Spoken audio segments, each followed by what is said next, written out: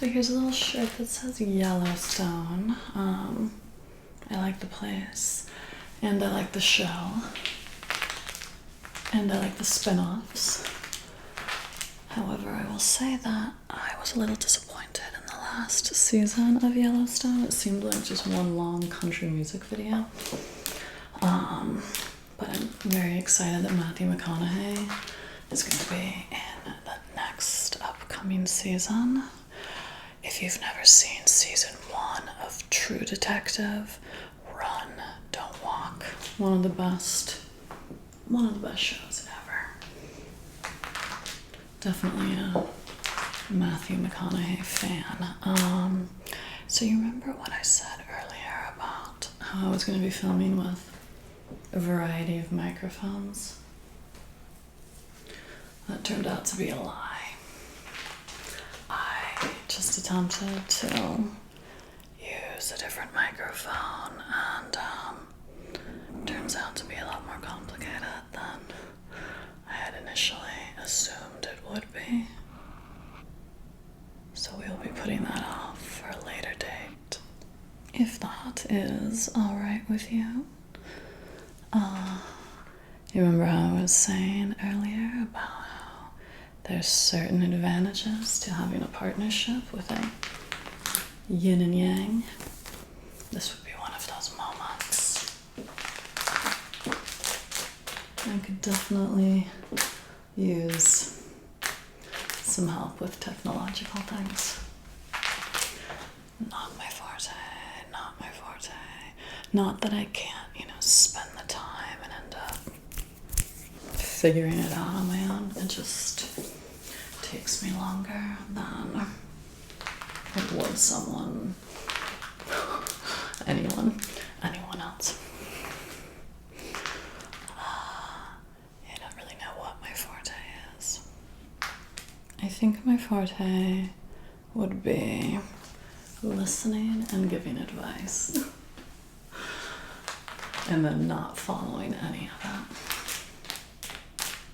There's a line from Alice in Wonderland that says, I give myself very good advice, but I very seldom follow it.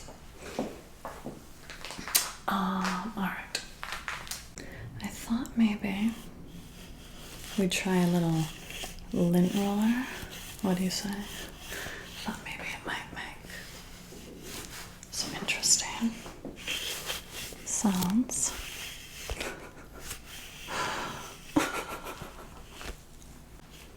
Sorry, a lot of people have asked why I don't look at the camera a lot. And there's a couple reasons. But one of the main reasons that I have trouble looking is when I see myself. It's really hard not to just burst out laughing. If you were in your house, lint rolling yourself and whispering, and you made eye contact with yourself in the mirror, I assume that you would burst out laughing as well. The things we do in ASMR videos, I can't watch these things. I cannot watch them. When I edit them, I just merge the two clips together, and then I just press upload. It's so cringe. Let's sit down. Let's take a seat. You want to sit down with me? I want to bring this down to the floor. See, isn't this better? Much cozier. It reminds me of Step Brothers when they take their beds and stack them on top of each other. And then they say, now we have so much more room for activities. That's how I feel right now. I feel like there's so much more room for activities. So I can get a better look at the full outfit. So I've paired this look with some cowboy boots. Boots make such nice sounds. don't know if I ever told you. Did I ever tell you about how I discovered ASMR? I don't know if I shared that secret. I think I should. So, I discovered ASMR. I'm just gonna grab these. When I was in first grade.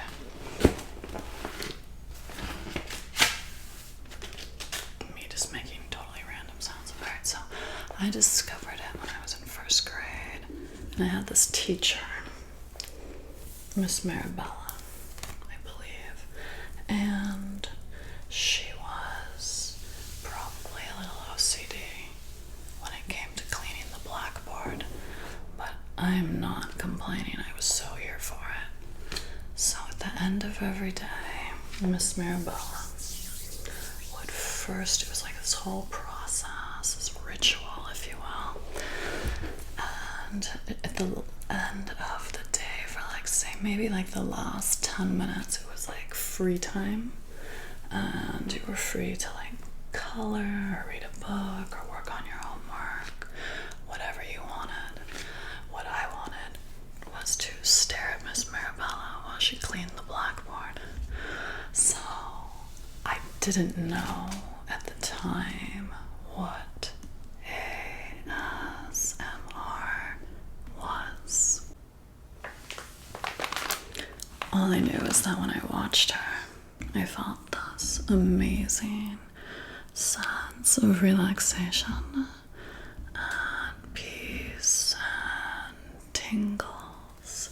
So what she would do is like she would first get this dry cloth, and first she would just, wipe in like completely neat, even rows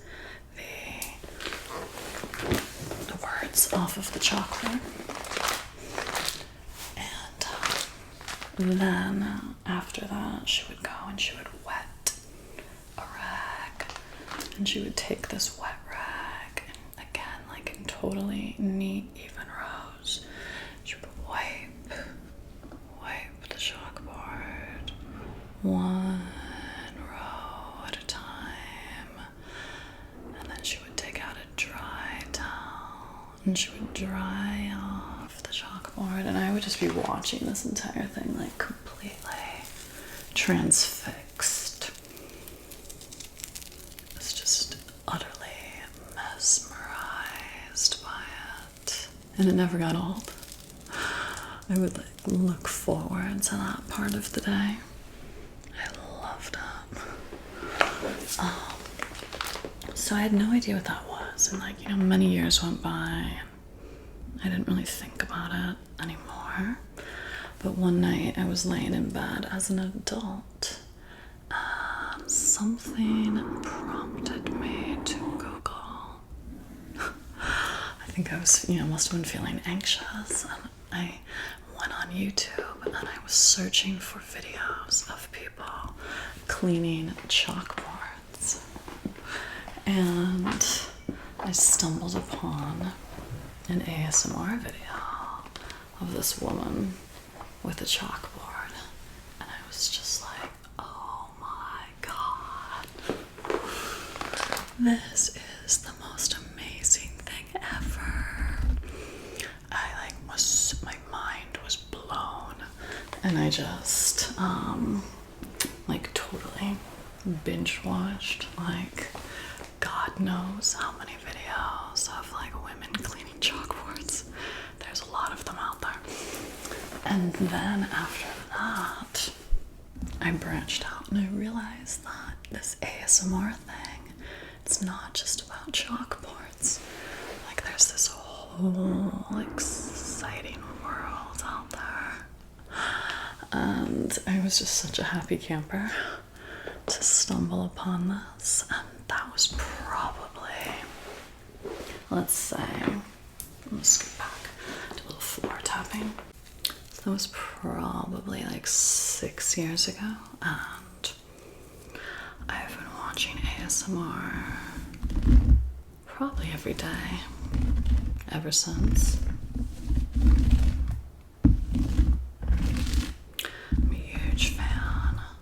in my opinion, there's this creator who unfortunately doesn't make videos anymore. She was called Queen of Serene. Queen of Serene. And I just absolutely adore her voice. I just felt like she had the quintessential ASMR voice. It had a lot of variance to it. It wasn't monotone. I know a lot of people just straight up whisper, but I find that very boring. And I disengage if someone's just talking in a whisper the entire video. I like there to be variance in a person's voice, so she had a lot of variance. She has a southern accent, and she also has this quality about her voice that is a bit seductive, if you will.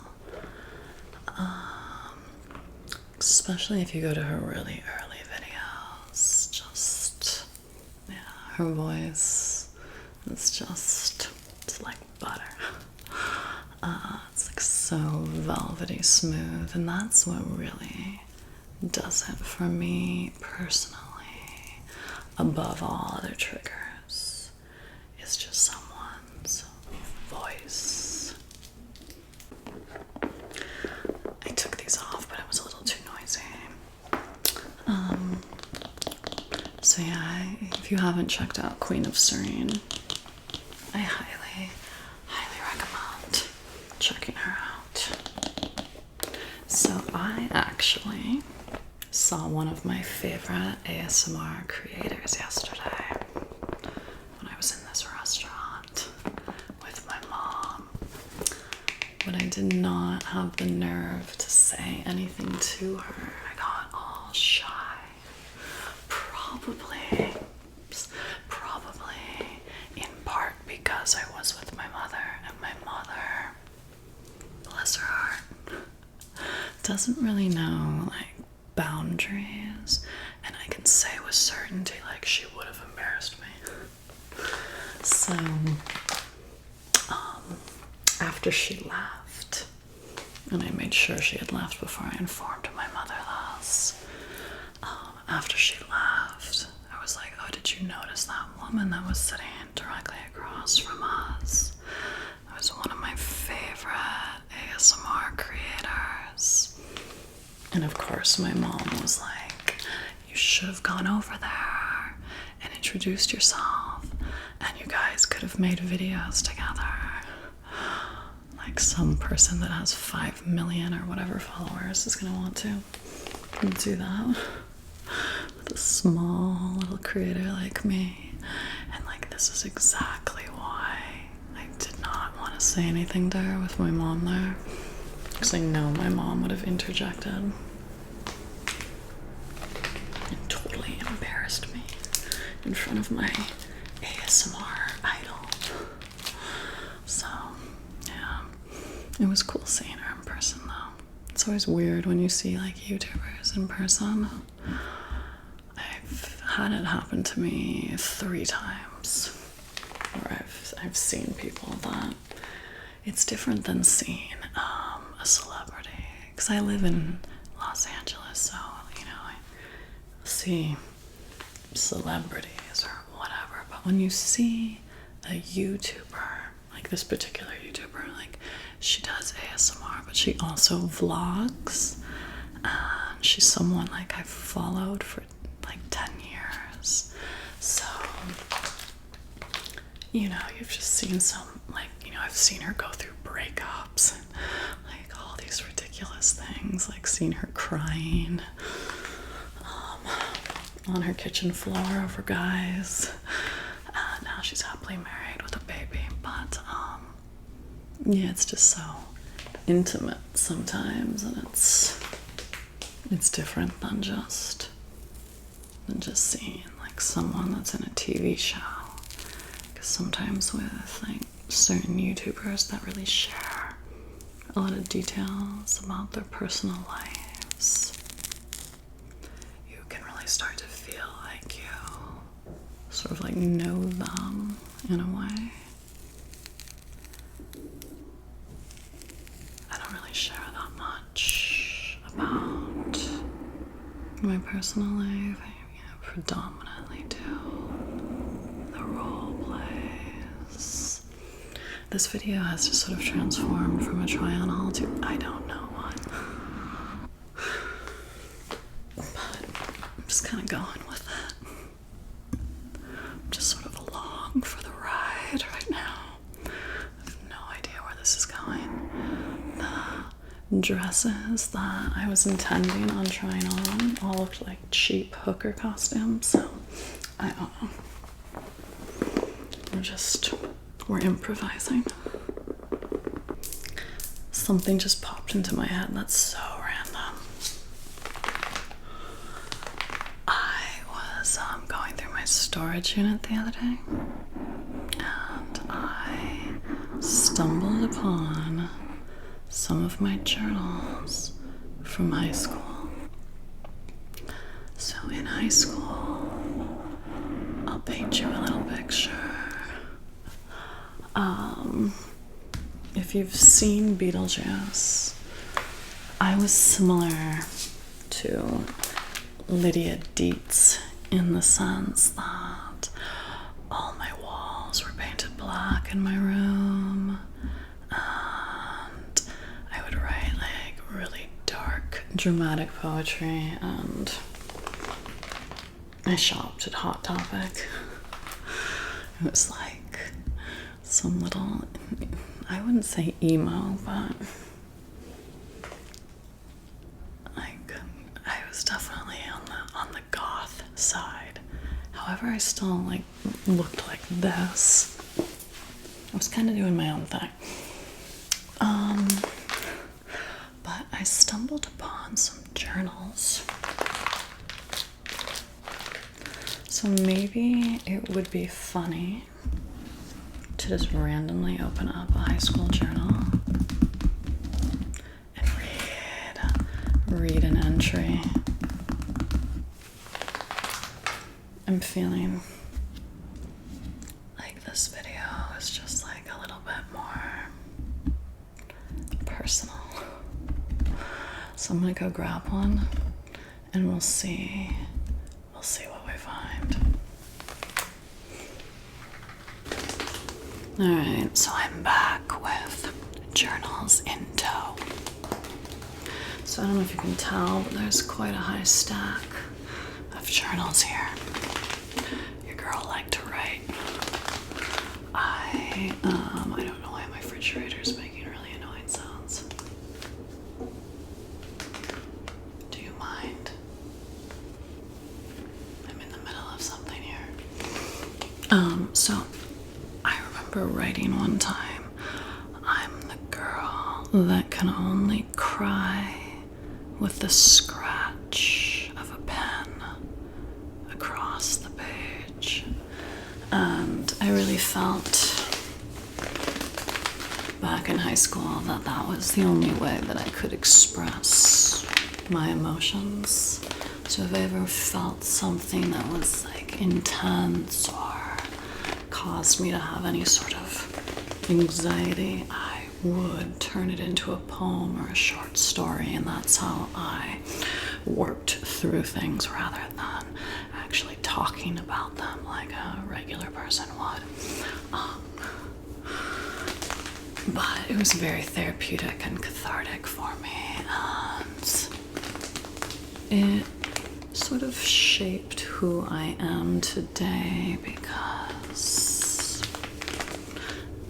as a fun pastime, I would just read the thesaurus and try to learn as many words as I possibly could, because I just wanted to be able to describe what I was feeling as accurately as possible. That was always the goal of every poem, to try to express exactly what I was feeling and to be able to convey that to the reader, even though there was no reader.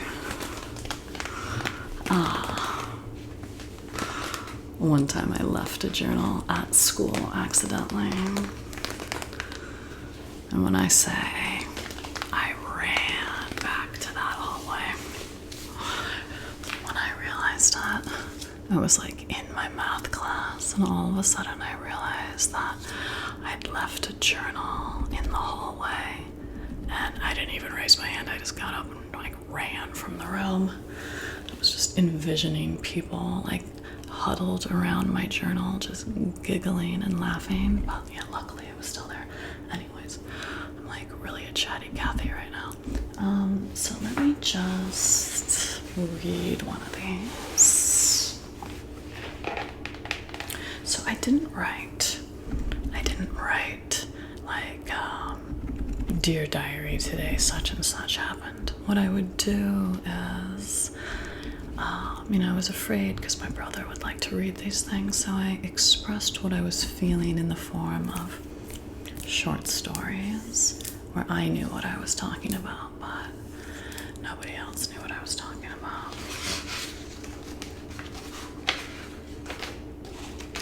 And then there's also like just weird like drawings that look like I was on acid. And this is what every single notebook that I had was filled with in high school. It was supposed to be like a mixture of space and the human anatomy, the inner and the outer. And I am fascinated with both space and the human mind. These were supposed to be like veins and arteries, and that's like constellations. Anyways, okay.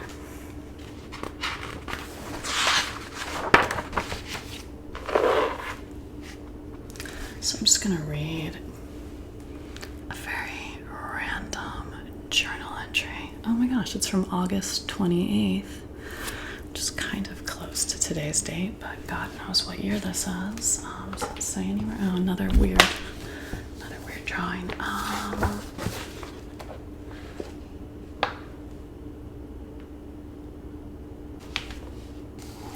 I feel like this could be like a relaxing thing just to fall asleep to.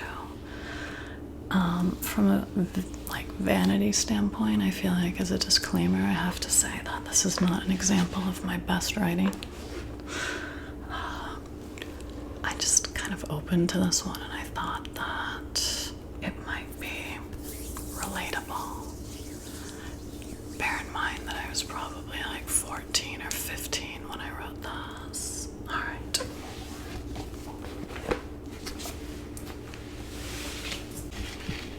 So in high school, I definitely felt like a bit of a misfit, and that's like, I think, how I'll always feel to some capacity. Not because I necessarily am, but just because I don't know if I like neatly fit into any category. That's a different discussion. So I felt like this might be a relatable passage. It's something I wrote when I was like 14, and I'm using an analogy of not knowing like what train I should get on to describe how I don't know where I fit in. And I think a lot of us struggle with not knowing exactly where we fit in the world, and if we're in the place that we're supposed to be. It's something I probably still struggle with. So I think I wrote this when I was like in 9th grade. I feel like perhaps I've missed my train. I'm not sure I recall where it was I wanted to go now, but at one point I think I did.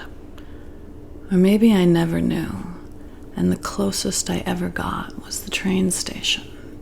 Maybe I'd hoped someone might see me standing right on the edge, and they might direct me to the train I was supposed to go on. just kindly smile and motion me over, or clearly point in some direction, but no one ever did. I think perhaps in my overly eager state, I may have misread a few random situations and believed them to be signs. For example, once I thought I saw someone motioning for me to board, and I did, only to find out they hadn't really been motioning. After all, a nervous twitch, they called it. Apparently trains made them very anxious, but still, I tried to be optimistic and tell myself that some mysterious force had intervened and placed me on that specific train.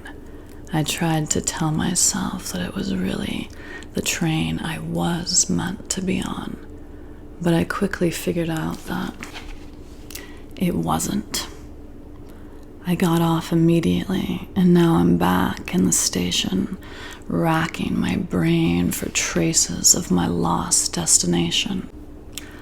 I feel that if I look deep enough, I shall find it.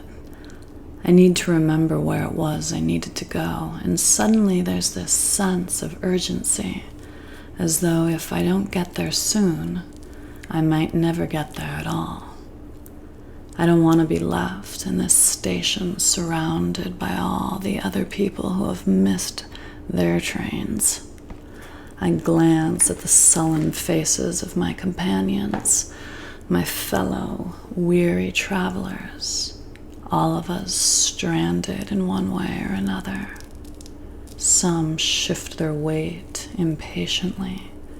Others repeatedly check their watches and then stare off down the dark, mysterious tunnel, waiting for some fantastic opportunity or blinding light that never arrives. Others, completely resigned, start to delicately arrange their coats on the floor and curl up to take a nap. Every 10 minutes or so, another train comes and goes, and numerous people get on while others scurry off. How do all these people seem to instinctively know where they need to be?